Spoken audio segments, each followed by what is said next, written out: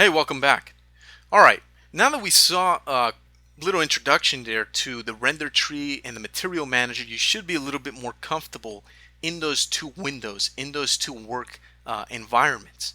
So now let's look and see about applying different materials and creating our own materials and applying them to objects in our scene. So let's go over here to primitive and let's go to polygon mesh. What I'm going to do is click on this scissors icon with the dotted lines up here, the dashed lines. That way I can tear this menu off and I can quickly create a sphere. Close the PPG. I'm going to create a cube. Close that PPG. And maybe I'll create a torus. Let's close that PPG and close this window. Hit F12 on this upper right viewport, viewport B.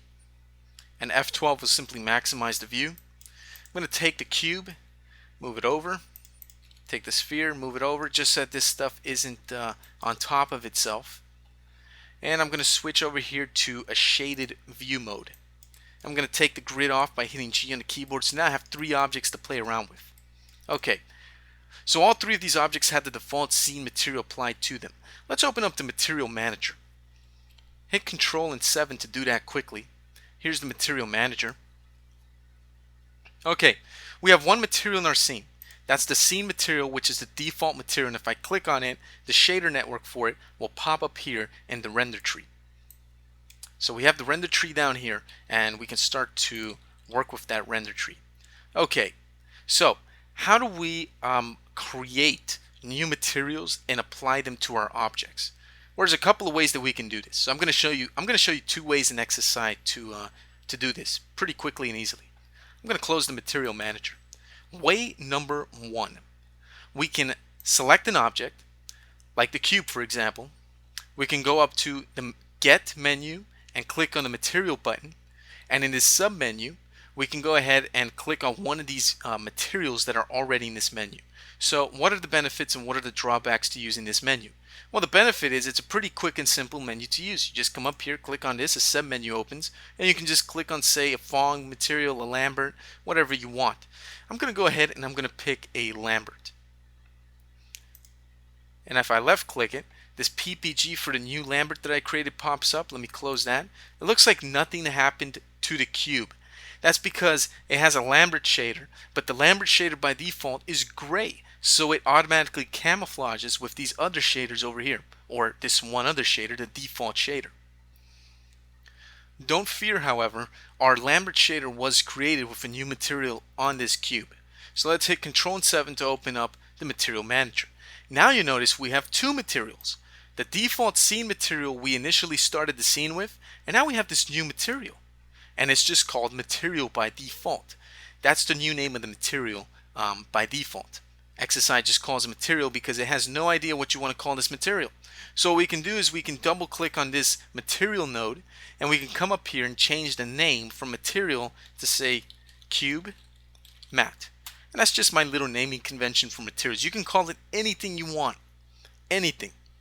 This is the way that I name my materials. If you want to use a different naming convention, great. If you don't, hey, that's great too.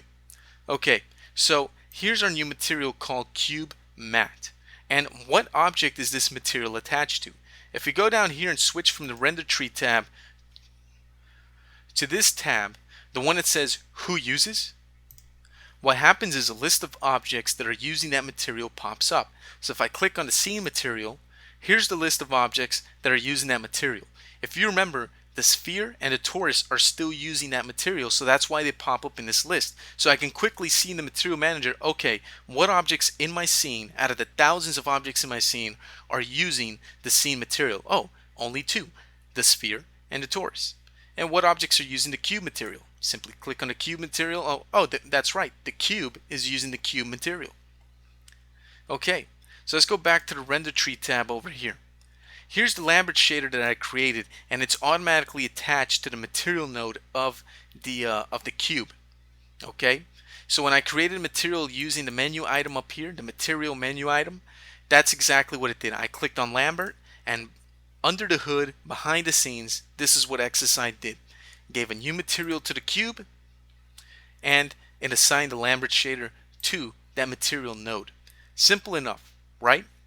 Okay, now let's see how we can create and apply materials using the material manager and not using the render toolbar over here. So how can we do this? Well, we can go up here to create and we could create a new material. You could go to create and simply go to one of these. I like to go to materials, create new material, and we'll create a new material from scratch. By default, it creates a gray fong that looks exactly like the default scene material. We're going to change that in a bit. I'm going to double click on the Fong material node. I'm going to change the name from Fong, and I'm going to call this, no, I'm not going to call it plus. I'm going to call this Taurus Matte.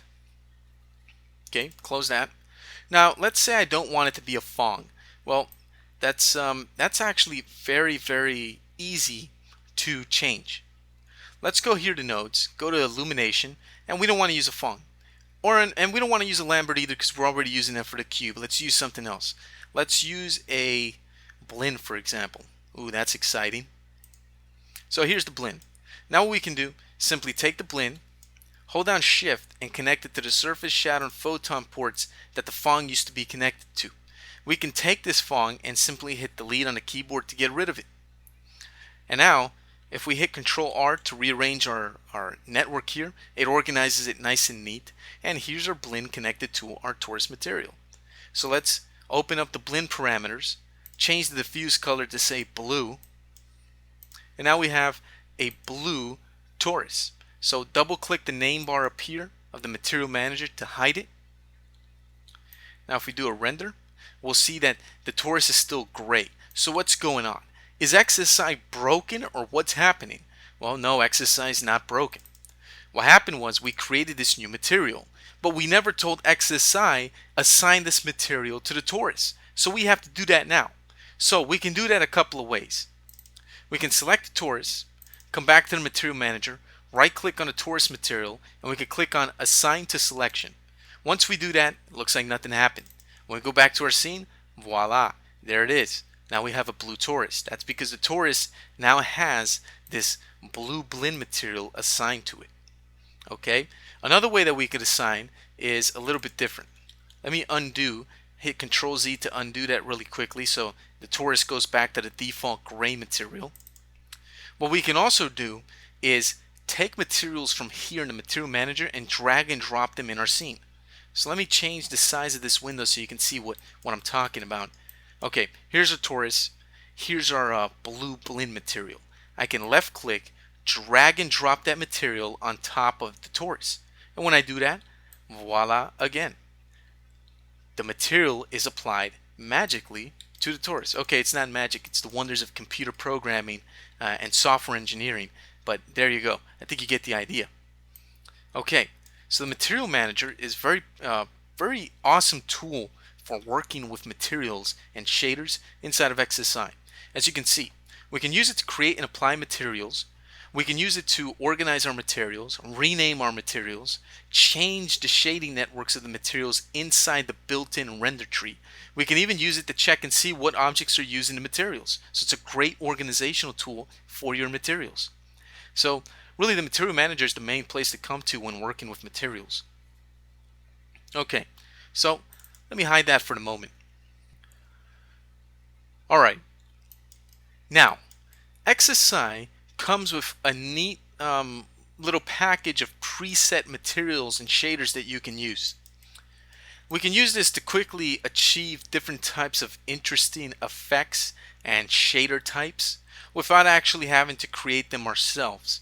So where can we create these presets? Where do we get these presets from? Well, let's go back to the material manager. You'll see this button here that looks kind of like the earth, really small from far away. And when you hover over it, you get a little tooltip that tells you this is the Get New Material from Preset Browser button. And if you click on that, this toolbar opens up called Material Presets. Let me close the Material Manager. Let me move this Material Presets toolbar up here so we can see our objects underneath. Okay, our next guinea pig is going to be the sphere. Watch what we're going to do. When this Material Presets toolbar opens up, you'll see that it has many tabs. and the tabs are all named differently according to the materials contained inside those tabs. So what do they do? Well, the materials inside these tabs are presets that were generously created by Softimage and included in XSI. It doesn't matter what version of XSI you're using. They're going to be here in XSI Foundation, Essentials, or Advanced. And you can use these presets to quickly get you started on shading and surfacing your objects inside of XSI. So for example, we can go to the Brick tab here, and we can see there's about 6 presets here of different types of unique looks for bricks. So we can say take this green brick material here, left click and drag and drop it on top of our sphere right here in our viewport. Our sphere turns green, so we know that something happened. But in order to see the effect of the shader, let's go ahead and do a quick render region using the Q button. And there it is. It dropped this material onto our sphere. Now we can't see the material too good. It just looks like this kind of noisy green stuff. The reason that's happening is that by default, all these objects that I created in XSI don't have texture projection. So what in the world is a texture projection? Oh, great. Jack, now you really messed me up. I was just starting to get this render tree stuff, and now you throw this texture projection stuff at me. Well, fear not. Texture projections are pretty simple to understand. What a texture projection is simply a way of telling XSI to wrap a material on an object. Okay, you're probably thinking, Jack, I still don't know what you're talking about. It's pretty simple. Let's say you had this sphere in real life, right? You have this big sphere in your hand in real life, right in front of you. Okay? If you wanted to put wallpaper or gift wrap paper on this sphere of, I don't know, icicles or little bows or puppies or I don't know, whatever you're into, how would you do it? Well, you would take the gift wrap paper, right? And you would cut some parts off of it or one big piece, and you would just go ahead and wrap that thing around this sphere, right? And probably tape it up, maybe stick some glue or something like that. And there you go. Now the sphere no longer would look yellow or blue or whatever it looked like before. Now the little sphere looks like whatever it is that you put on it, whatever gift wrap paper you put on it. So that's basically how a texture projection works. It's a way for the 3D program, in this case XSI, of wrapping a texture around the object. So how do we put a texture projection on the sphere? Pretty simple. If we go up here to the Get menu and go to Property, we'll have a Texture Projection menu, and that opens up a sub-menu. We can create different types of texture projections. Now this is not a UV mapping tutorial, so we're not really going to worry about these different texture projections. We're just going to use the ones and apply texture projections when it's significant to what we're doing. In this case, we need a spherical projection. So we'll click on that, and there's our texture projection. It appears as this green round icon of rings around our sphere.